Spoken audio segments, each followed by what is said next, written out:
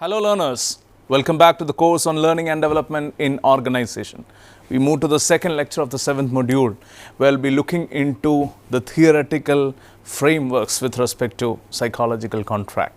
We have started discussing psychological contract in the previous session. If you have gone through that, you will understand that psychological contract is nothing but something very special to every individual. It might not be written in an organizational contract. It might not be specifically, explicitly mentioned in your job offer. But when you work, when you are into the organization, you see a citizenship behavior, you tend to do more than what is called for. You might think that the organization might reward, might recognize you, might give you a raise, might give you a promotion, whatever the case be. There'll be always a psychological contract that exists between employee and employer. It is more from the side of the employee. So this is relevant in making the organization more of a learning organization. We'll look into the theoretical underpinnings, theoretical frameworks, theoretical base of psychological contracts. I am Dr. Abraham Cyril Issac. I'm an assistant professor at the School of Business, Indian Institute of Technology, Guwahati. Now, when you look into psychological contracts, we'll start with today's theme. Understanding the psychological contract is understanding the heartbeat of the workplace. Many a time we see that most of the individuals, we would have, mesmerized seeing some individuals, how they are able to pull it off, how they are able to work this hard. What is that extra commitment that they are getting? So many a time we are flabbergasted, we are really surprised to see how these individuals actually pull it off. And this is what is all about the heartbeat of workplace. This is all about the psychological contract. Let's understand the origin of psychological contract. When you look into psychological contract, it has evolved over the years from being a loosely defined idea in the early 60s to a very critical framework in understanding the organizational behavior theory. We have explicitly discussed this in our NPTEL organizational behavior course, but we would like to give you the origin based on the learning and development need. So this is where psychological contracts comes handy. Let's understand this in a deeper way. When you're looking into the concept of psychological contract, the concept's origins are rooted in organizational psychology, sociology and behavioral economics, which together contribute to how we understand the implicit agreements that govern the employee-employer relationship specifically. You look into the early beginnings, we see and we are indeed thankful to Chris Argyris. Chris Argyris, a pioneer in organizational behavior, introduced the term psychological work contract to describe the implicit understandings that shape employee behavior and organizational outcomes. So his focus was typically on the human side of the work, how employees form informal understandings of job roles, treatment and expectations from their employers. This was what was critical to Chris Argyris. Now, Argyris noted that employees expected stability, they expected fair treatment, they expected respect for their individual needs. So when management failed to meet these expectations, even sometimes unintentionally, it might not be intentional, unintentionally, employees experience frustration, they experience disengagement, they experience resistance typically, and to a certain extent withdrawal from the organization. So managers often overlook these expectations, leading to misalignment between leadership intentions and employee experience. So this was the beginning, or I will say one of the earliest pioneering thoughts with respect to workplace psychological contract. Now, when you look into the further evolution of psychological contract, we have to thank Shane's influence in 1965 that came long way and modified psychological contracts like anything. The focus here was on growth. Edgar Schein added a developmental lens to the psychological contract. He observed typically that career development and lifelong learning formed a key part of what employees implicitly expected from their employers. So when you look into the Edgar Schein's influence, to psychological or in psychological contract. Employees enter organizations typically with career aspirations and the belief that the organization will help them grow. Psychological contracts involve not only task-based obligations but also emotional and identity-based expectations. So this was what made the Edgar Scheins influence more critical. So violation of developmental expectations, be it let's say lack of feedback or lack of learning or promotions, often leads to disengagement and typically turnover. So this is what we typically understand from the Edgar Scheins influence or Edgar Scheins theoretical understanding or development. Now let's look into the formalization process by Denis Rousseau. While Argyris and Schein provided early conceptual roots, Denis Rousseau gave the theory its modern shape in her 1989 article. She defined the psychological contract as an individual's belief in mutual obligations between themselves and the organization. So there are two entities here essentially, the employee and the organization. So these two entities, their mutual obligations play a vital role when it comes to the formalization of psychological contract. So an individual's belief is critical and it should be in mutual agreement with the organization goals. So her model introduced several key elements like individual perception. Contracts are not shared across employees. Each employee constructs their own version based on communication, based on interpretation and experience. So individual perception was one factor. Then there were promises and inducements. Promises and inducements. Contracts form when employees perceive promises, be it job security, be it development, be it recognition. Then there was voluntary acceptance, voluntarily accepted by both sides. Obligations are formed not by force but through mutual, often subtle understandings. And finally, when you look into the violation and breach, when employees feel that these perceived promises are broken, they experience a contract breach, often resulting in a reduced loyalty or reduced commitment or performance or trust. So this is what you understand by what you can gather from the formalization theory of Rousseau. Now when you look into the foundations in social exchange theory, Rousseau's psychological contract theory draws heavily from Bloch's 1964 social exchange theory, what we call in organizational behavior as SET, social exchange theory by Bloch 1964. So it certainly emphasizes that the relationships in organizations are built on reciprocal obligations. So reciprocity or reciprocal obligations are critical. Trust and long-term commitment develop when both parties feel the exchange is fair, it is transparent, it is in good faith. Employees are more likely to contribute discretionary effort, creativity and commitment when they feel the organization is honoring its part of the bargain. So unlike the formal contracts, if you ask me, psychological contracts operate in a subjective and invisible sphere, yet have very real consequences for organizational dynamics.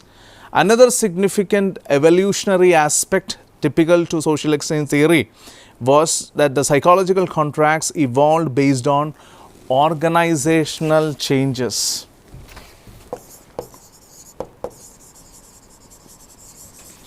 When you look into restructuring, you look into organizational mergers, leadership turnover, all these factors come under this. Then there might be individual career stages. Let's say early career versus late career, or maybe cultural and generational shifts. Cultural and generational shifts. Let's say an example being Gen Z's expectations of a meaningful work might be different. In recent years, scholars have expanded the theory to incorporate what we generally nowadays understand as boundaryless careers.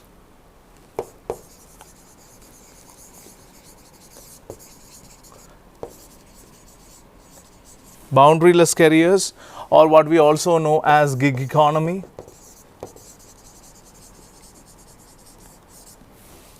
or even psychological contracts in virtual, or I will say hybrid mode.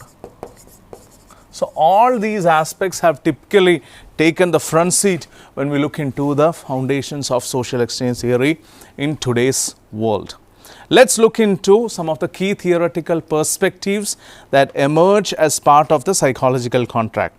We go for Rousseau's cognitive perspective.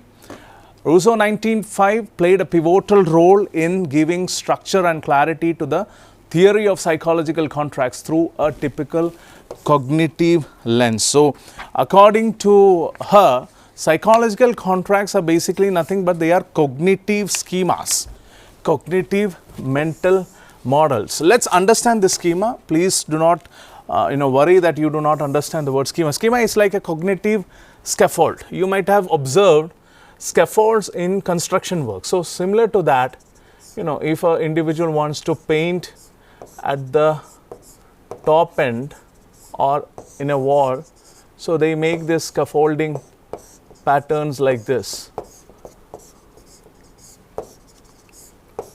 where individuals can climb and whatever do the construction work or painting or whatever it is. So every construction will have a scaffold structure like this. So imagine such a cognitive scaffold.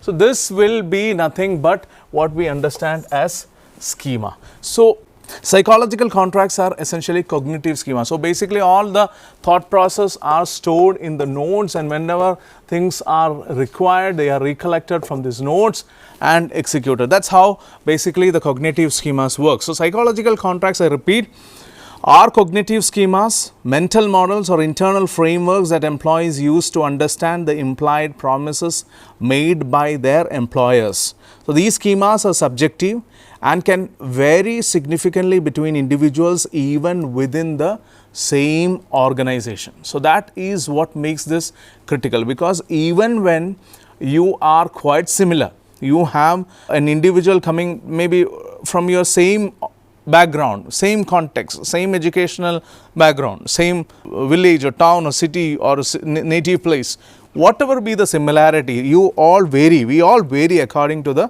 schema. So this is what you have to understand when you talk about the cognitive perspective, and it has a lot of implied meaning when it comes to learning and development. Because whatever be the skill set, whatever be the task, duties, responsibilities the job is asking, your typical understanding, your typical way of executing might be different. Please do understand that you might be sitting with an individual who is well versed with certain theories, certain philosophies, etc. But when it comes to work, maybe you are getting an upper hand because you have that practical acumen in solving the problem. You might be the individual who will be the go-to person for your manager. You might not be that theoretically strong, but you might know that how to get the work done. Maybe it is because of your inherent ability. Maybe it is because of your experience. Whatever be the reasons, the point I wanted to underscore here is that you as an individual is categorically distinct, discrete from the person sitting next to you in the same workplace. Be it a cubicle, be it an office room, whatever the case may be, you are categorically different from the person sitting next to you, because your inherent abilities to execute the tasks, the duties, the responsibilities a job demands might be categorically different from a person who is sitting close to you. Maybe you are from, as I mentioned, from the same educational background. You might have graduated from the same institute, some top Ivy League, whatever be the case, but your way of doing things might be different. And this is what the cognitive perspective actually underlines. Your schema, your cognitive framework will be totally wired in a different way than you comparing the person sitting next to you in the organization. So this is what I wanted to specify with respect to Rousseau's cognitive perspective. Please do understand, when you are looking into learning and development, your calling, sometimes you use the word, might be in a different zone.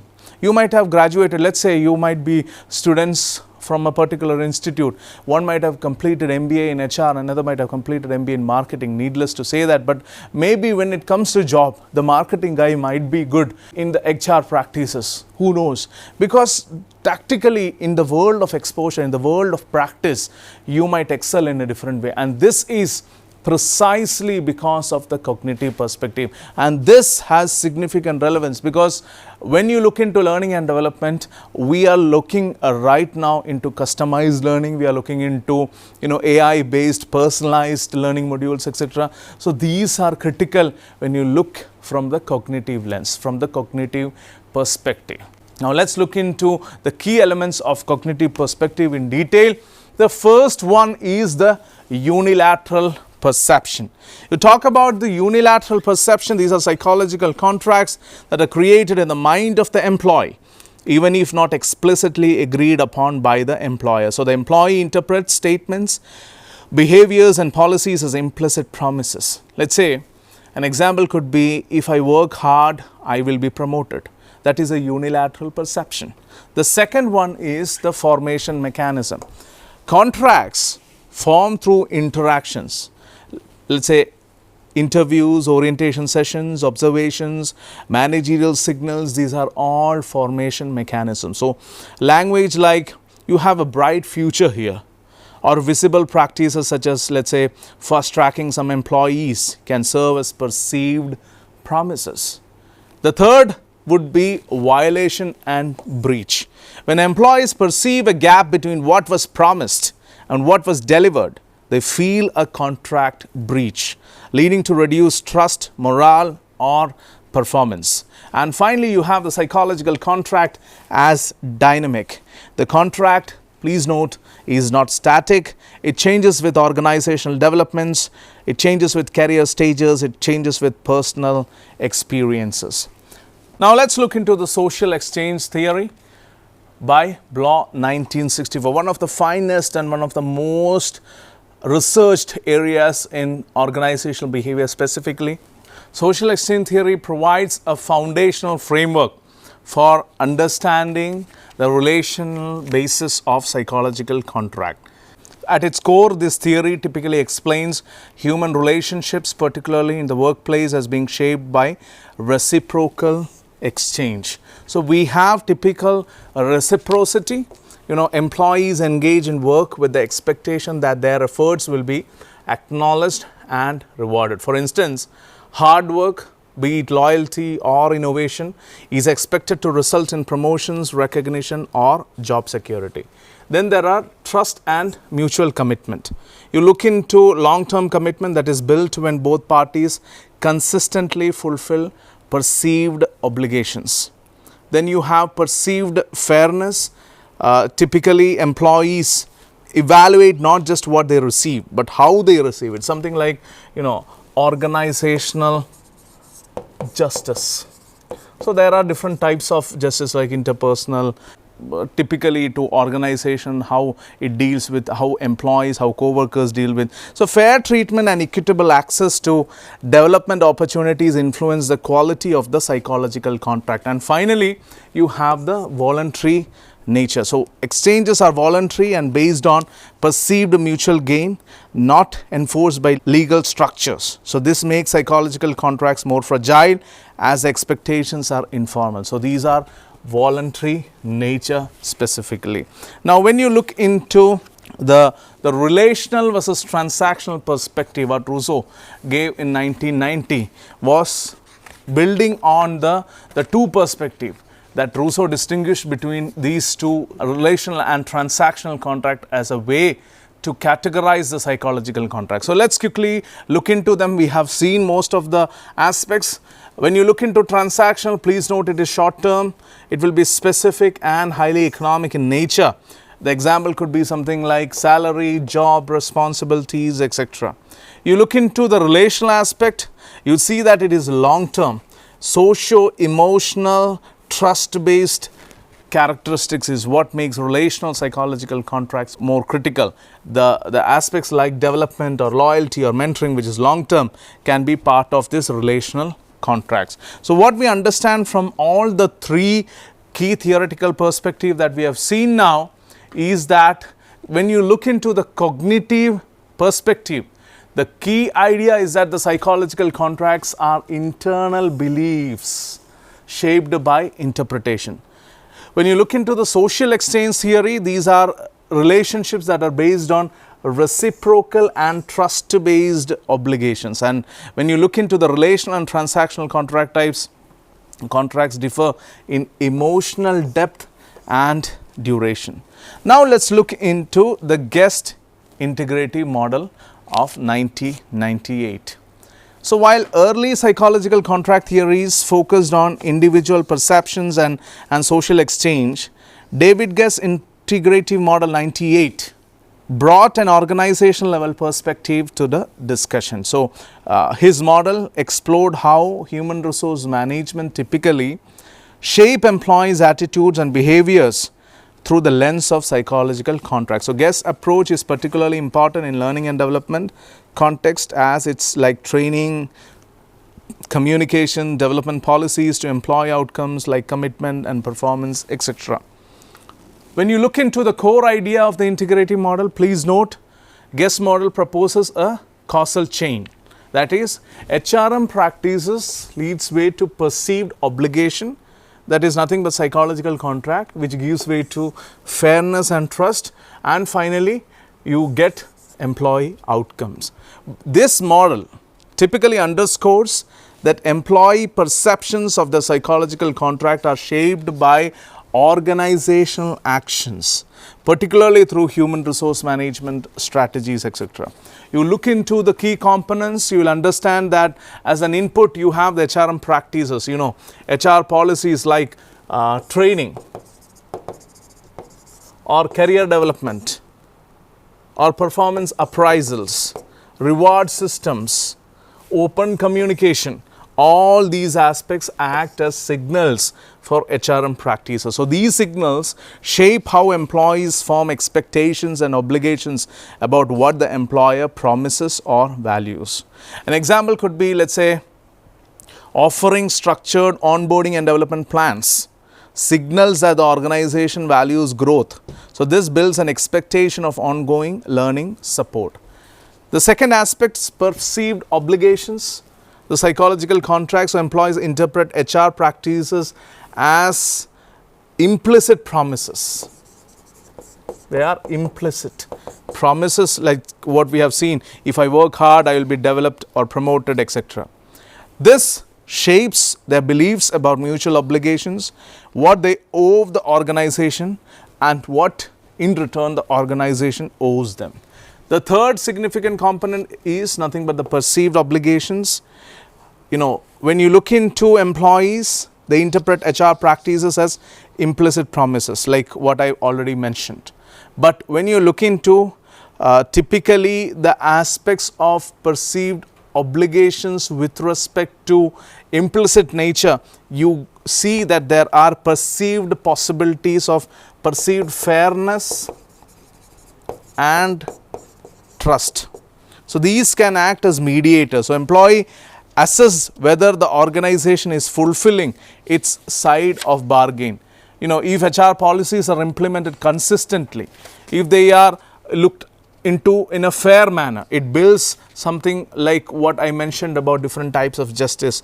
Procedural justice. Procedural justice is all about fair process. Then you could have distributive justice, which is all about fair outcomes. And finally, you might have interactional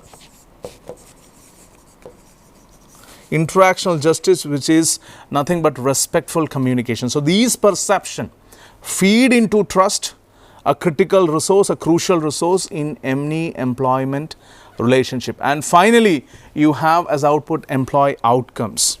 When psychological contract is perceived as fair and fulfilled, employees are more likely to show organizational commitment. They are more likely to show job satisfaction, higher performance, willingness to engage in extra role behaviors like participate in learning programs, mentoring or innovation. Conversely, breaches in the contract lead to withdrawal, reduced motivation, or even lower learning participation. Now let's critically look into the fact that why guest model matters in L&D. So we'll also have a small discussion here quickly with respect to why this guest model matters in L&D. When you look into this guest framework, the guest framework validates the strategic role of L&D, a long-term approach towards L&D in building and maintaining healthy psychological contracts. It helps human resource management and L&D leaders understand that 1. Development opportunities are not just skill enhancers. They are also trust building tools. 2.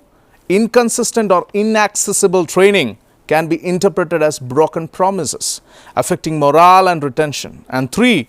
Transparent, inclusive and well communicated L&D strategies are critical to psychological contract fulfillment. To summarize, we see that the guest integrity model looks into the different elements like HRM practices. The explanation lies in training, performance reviews and communication. Another significant element, the perceived obligation, what employees believe the employer has promised. Fairness and trust is all about judgments, justice, about whether promises are kept fairly. And outcomes typically with respect to the commitment, satisfaction, performance and learning engagement. So ladies and gentlemen, to conclude, we have categorically looked into psychological contracts. We have looked into the different theoretical frameworks associated with psychological contract. We started from the origin and we traced back the evolution, how psychological contracts are vital in any organizational setting. In the end, we have tried to link the same with learning and development. Why learning and development is backing heavily on psychological contract? Because when I think as an individual, as an employee, my employer backs me, my organization supports me in all the activities I do, then I will have an extra fervor, I will have an extra energy to work for the organization, and this categorically makes learning and development a holistic, successful process. Thank you for listening to me patiently. We'll come up with more details of learning and development in the next class. Till then, take care. Bye-bye.